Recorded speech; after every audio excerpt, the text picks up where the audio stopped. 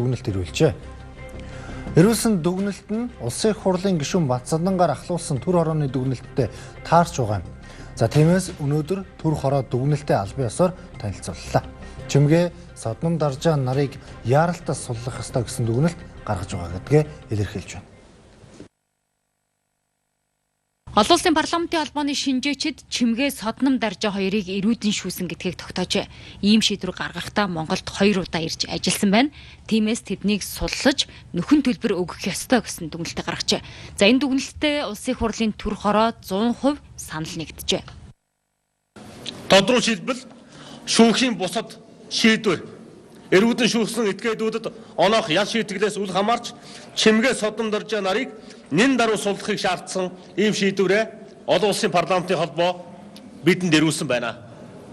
Төр хорооны 7 гишүүн хуралдаж олон улсын парламентын холбооны шийдвэртэй санал нэг байна гэдэг дүгнэлттэй шийдвэрээ бас гаргалаа. Содном Даржаа Чимгээ нарыг нэн даруй суллаж шудраг бусаар шүүгдэж тамлуулан зовсны төлөө нөхөн төлбөр олох зүйтэй гэдэг шийдвэрийг олон улсын парламентын холбооноос бас гаргасан байна. Одоо гэмгүй хүмүүсийг өнөөдөр шийдэгчгээд ингээд зүгтгээд байгаагийн цаана яг жинхэнэ захиалагч, гүйцэтгэгч, жинхэнэ эзэдүүд нь бол өнөөдөр цаг хожиж тэр хөөнхөлцөх хугацаагаа хүргэх энэ одоо том төрийн хувилдаанаа бол өнөөдөр гүйцэтгэж амжилтанд хүрэхин төлөө явж байна. Чимгээ Содном Даржаа нарыг эрүүдэн шүүсэн гэх бичлэгийг хууль зүйн сайд нямдарж дэлгэснээс бус тэднийг эрүүдэн шүүсэн эсхийг шүүх тогтоогоогүй байгаа юм. Харин олон улсын парламентчдын холбооны удирдах зөвлөлөөс Чимгээ Содном Даржаа хоёрыг эрүүдэн шүүсэн гэсэн дүгнэлт гаргасан учраас шүүхийн шийдвэрийг үл харгалзан олон улсын гэрээ конвенцэд дагах хэрэгтэй гэж төр хорооны гишүүн улсын хурлын хууль зүйн байнгын орооны дарга Нямбатар ярьлаа. Бид нар эрүүдэн шүүхийн эсрэг конвенц болон бусад олон улсын энэ төрлийн олон гэрээ хэлцээрүүдэд нэгдэж орсон. Цаашид бид нар бас үндснийхээ хууль тогтоомжийг тэр дундаа эрүүг эрг хянан шийдвэрлэх хуулиар шинээр илэрсэн нөхцөл байдал үүсгэх тэр журмаа эргэж харах бас цаг нь болсон юм а гэдэг ийм зүйл бидэнд илэрхий одоо ажиглагдж байгаа гэдгийг хэлье. Тэгээд бид нар энэ гаргасан шийдвэрийг холбогдох байгууллагуудад уламжлана. Чимгээ Содном Даржаа нарыг эрүүдэн шүүсэн хэргийг зориуд шүүхтэр удааж хэсэг бүлэг хүмүүс цаг хожиж байна гэж нэмдэрч сайд үзэж байна. Анх чадны шүүх нь мөрдөн байцаалтанд буцаасан.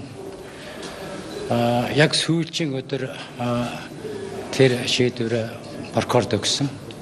Прокурор эсэргүүцэл бичингүүд шүүх хянаж болох сүүлчийн өдөр давхаар урсан. Давхын шийдвэр гараад дахиад 30 хоногийн дараа шүүхийн давхын магадлалыг гардуулсан. Одоо дахиад 30 хоногийн хугацаа хоочих ийм сонжруулах хувилдаан тоглолт шүүхтэр явуулж байгаа. Энийг нуух юм байхгүй нэг. Хоёрдугаарт энэ асуудал нууцаас гарсан. Засгийн газрын тогтоолоор нууцаас гаргадаг, хэрэг нууцаас гарсан.